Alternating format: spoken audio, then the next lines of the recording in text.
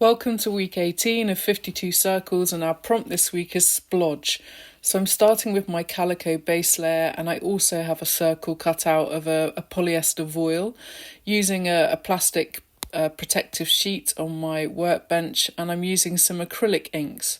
Just wetting the plastic sheet just to kind of increase the fluidity of the ink when I drop that onto the surface.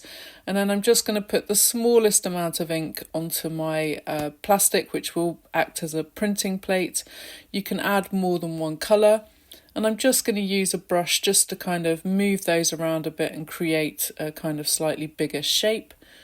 And then I'm literally going to monoprint onto that surface. So I'm dropping my calico down, just tapping it with my fingers to pick up the first layer, leaving some on the plastic to then pick up with the polyester voile. And because it's an acrylic ink, it will go onto any surface, so it doesn't matter that it's a synthetic fabric, it will take to that quite well. And I'm just going to dry those off on my iron in between some sheets of calico.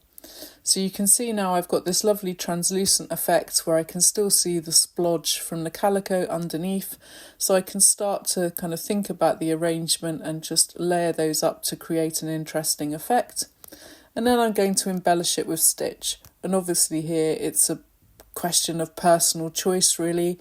I really like seed stitching, so quite nicely just adding a little kind of splodge shape using very simple seed stitches, building up an area that kind of works over the two layers of ink. So it's partly securing those layers together, but also adding a kind of visual element too. And then adding a second colour with some French knots. Being quite loose with these, I'm not particularly worried about them being nice and precise. So putting my thread through, I've got 3 skeins of embroidery thread there, wrapping it round 5 times, and then using my thumb to secure those threads that have been wrapped around while I pull the needle through to create my kind of slightly baggy French knot. And building up an area of those so that I get a kind of area of interest, an area of texture to work on. If only it was that quick to do. And then finally adding some individual chain stitches with a thicker thread, using the opposite colour from the green, so a purple, to add that accent.